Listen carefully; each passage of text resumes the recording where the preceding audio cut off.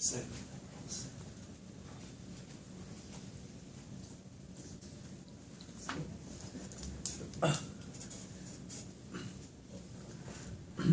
our first questions will be about the CARE organization. The CARE organization is the student volunteer group. Actually, I'm sorry. Okay. I'm going to take some notes. Okay.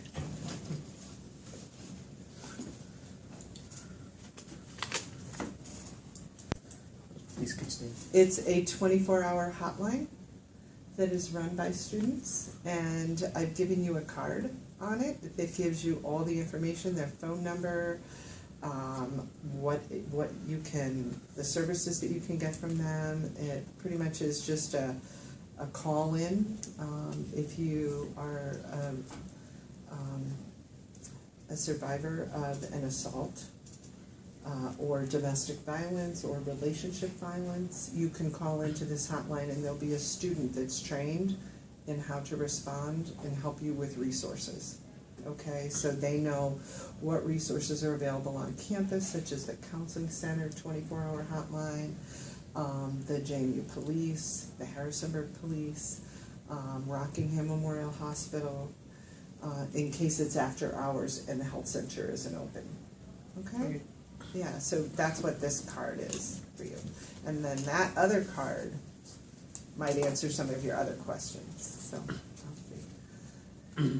And we were getting a mission about dropping immunization. In your immunization form? Yeah, immunization. Yeah, and the immunization forms are dropped off on the second floor, our general medicine entrance, which is right up these steps, you know, the circular stairs. When you get to the top of the steps, you'll go to the left, and right down at the end, you'll see a big glass door like this that is above it, general medicine. Okay. And so, and if we're not open, there's a box on the wall outside, a secure box, where people can drop in any updates to their immunization form or their whole immunization form.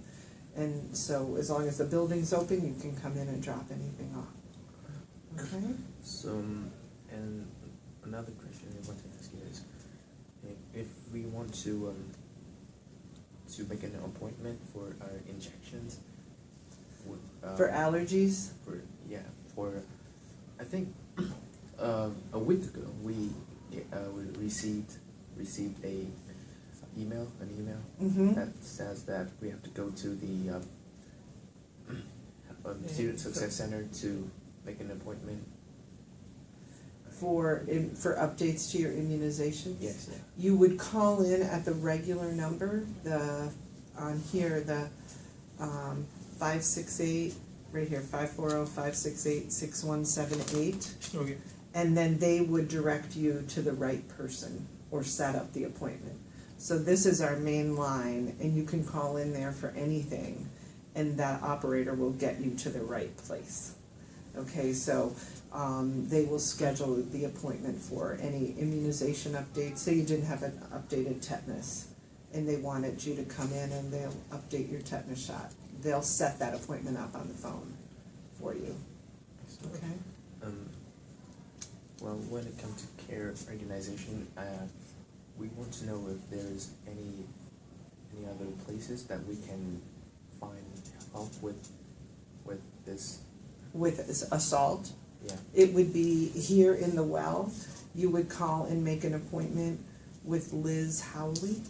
She is our CARE advisor and the assistant director of sexual assault prevention and education. Okay, so if you even called in here at that number, at 6178, they would get you to Liz. Yeah. Okay. Yeah, so that main number kind of directs you into all avenues of the health center. Yeah. And actually, I have a question.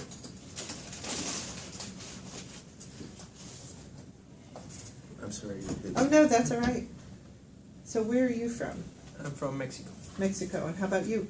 I'm from Vietnam. Vietnam. Okay. And how long have you been here? 2 weeks. 2 weeks? 3 weeks. 3 weeks? Yeah. Oh my goodness. Well, welcome to the States and JMU. And I Thank do you. hope you enjoy it Yeah, it's good so far. so far. Yeah. Good.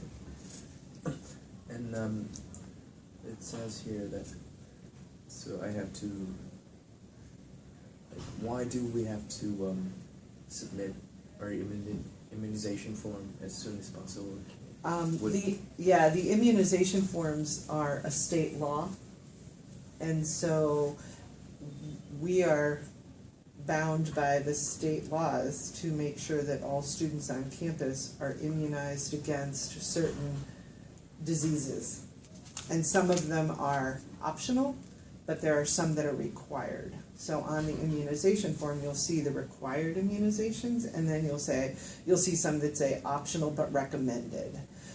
But the required ones, by January, students are to have those immunizations or they can't be on campus Okay. by the state law.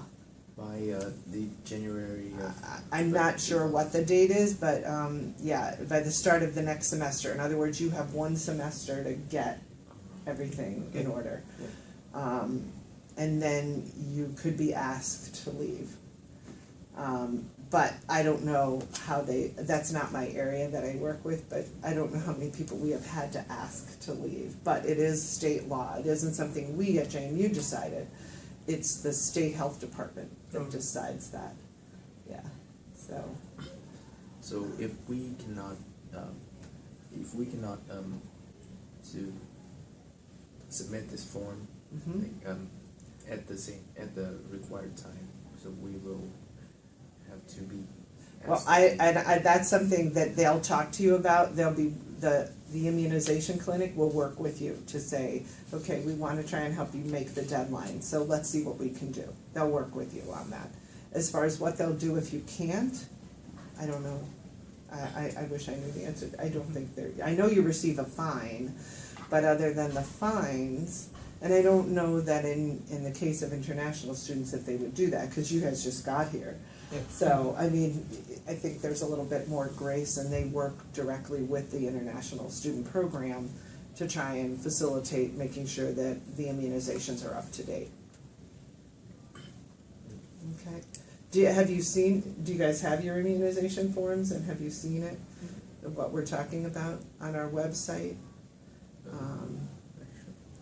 It's on the health center website. You mean the Yeah, required... Right, like what it looks like, yeah. I haven't seen, but I already You already, gave my... yeah, you've already. Yeah, so if you go to forms on the side, I think there should be a link that says forms. And then is there one that says immunization form over on the? Required.